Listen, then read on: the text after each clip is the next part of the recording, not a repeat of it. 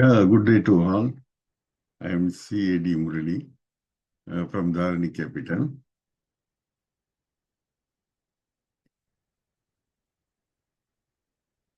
Share market making money possibilities are there, as well as losing money, full possibility is there.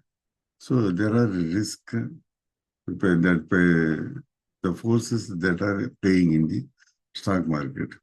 How to control this? How to manage this risk? That's what we are going to see in this video. What is the standard deviation, beta, all these things we will discuss now. Okay. Now let us go to the video now. First, see what is the risk.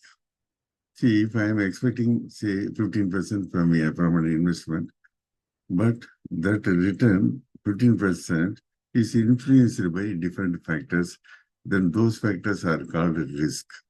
That uncertainty are the realized return. When the realized return is different from the expected return, that is where the forces of risk are playing. Okay, what are the factors? See, in order to mitigate any kind of and we have to analyze what are the factors and all, so that we can take appropriate hedging steps. Let us see. See, for the purpose only, and that the experts have divided the risk that are playing in the stock market into two types. One is systematic risk, and another is unsystematic risk. So, when you are categorizing the risk, then mitigating the risk will become possible, Or now, what are the systematic risks? Systematic risk is affecting the whole market, across the whole market. That factors are called as the systematic risk. Means, suppose RBI is reducing the interest rate or increasing the interest rate like that, and that interest rate will plays an opposite inverse role in the stock market. Means interest rate reduces, stock prices will increase. Okay, that another is market risk. The market usually will run with the sentiments of the whole economy. Sometimes it is a bull market, and sometimes it's a bear market. So we have to understand what kind of forces playing with the market risk. Accordingly, we have to we have to choose our portfolio.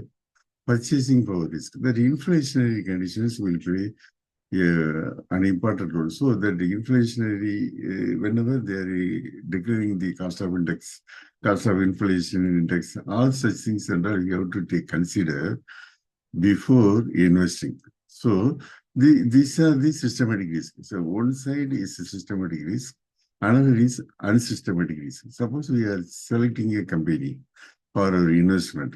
So then two main factors plays with the price of that particular share. What is that? One is a business risk and is a financial risk. See, a company will prosper because of two aspects only. If the market for the product is good, the company will prosper. And the way how they are managing their finance will decide whether to what extent the company will become success. So these two aspects will play a critical role in deciding its price movements of the particular stocks. So the risky elements have been cornered into two categories, as systematic risk and unsystematic risk. Okay, fourth element. See, now let us analyze the systematic risk still deeper so that we will understand how to make it, how to identify the systematic risk and choose our investment accordingly. See, the systematic risk is external to the company, to a particular company. It will affect across the market, fully uncontrollable, because this is not in our control. See, suppose Ukraine war is declared. Because of that, all the trade, everything and all is getting affected. So share market will dive deeply downside. Like that. See, COVID is there. So this is systematic risk. We can further divided into three elements. As I explained to interest rate. What is the interest rate? Whether there is a scope for reducing of the interest rate due to the factors playing in the economy, then there is a chance for the bull market. Next is market. One thing the market is to be sensed whether bullish or bearish is running. Purchase, the inflation and employment risk. These kind of factors will play a role in deciding the direction of the market. Systematic risk cannot be controlled. Only thing we have to sense it out, and accordingly we have to choose our portfolio. Okay. Now, unsystematic risk we will see. Unsystematic risk is the specific to the factors playing with the particular stock or the company. This variation in return, suppose the company is performing consistently, CAGR, consistently it is giving, say, 25% like that and all, then the prices will go on the increasing only. Second thing, where is the risk elements will be there? Two risk, only business risk, the marketability of the product. Second is financial risk. See, when a company goes on, depends on more and more on debt, now what will happen? A situation will arise that the situation may arise by which the company is not able to sell the debt like that. So that leverages factors. Usually, debt equity ratio plays a deciding role in investing in a particular company because inefficient use of the debt will lead the company into financial crunch.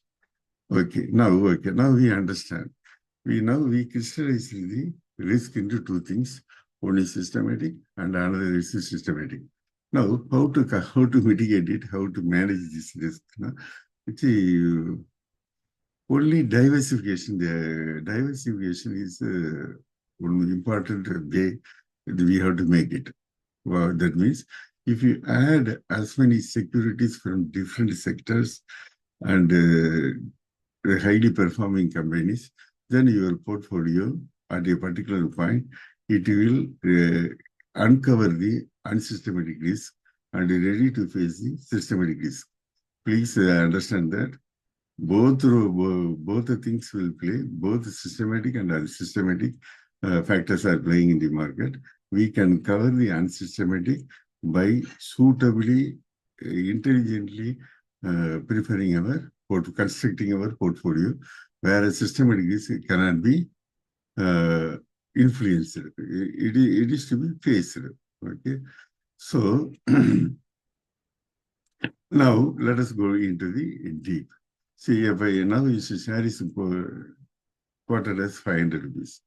The investor is expecting, 20 rupees.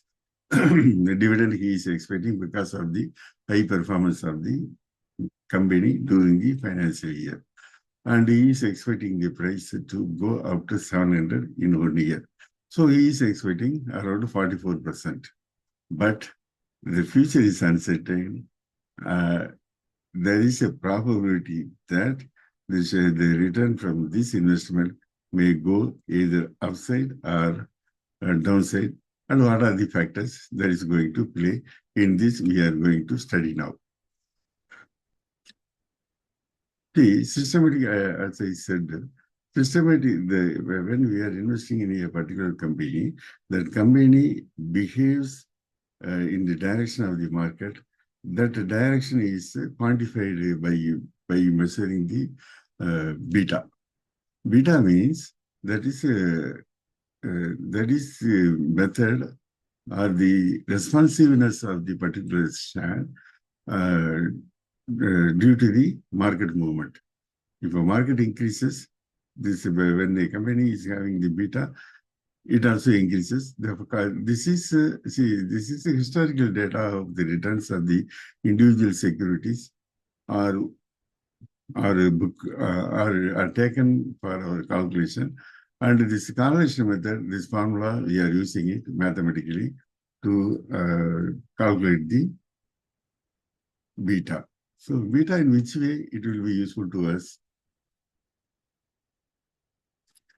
See, this is the method work. Now, what we are doing, whenever positive beta is there, na, you should understand that when a share is having a positivity beta means it will play in the direction of the market.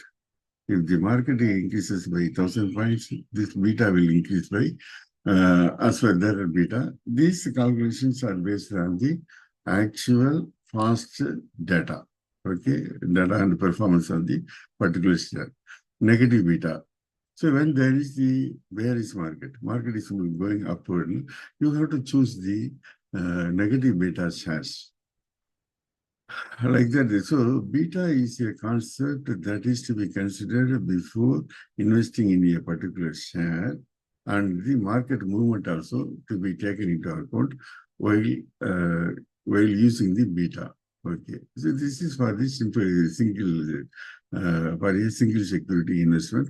But when you are going for the portfolio analysis, first we have to select the list of securities. And this kind of concept, beta, alpha, all such concept and all is to be studied properly. How to be studied and all, we will see in the next video.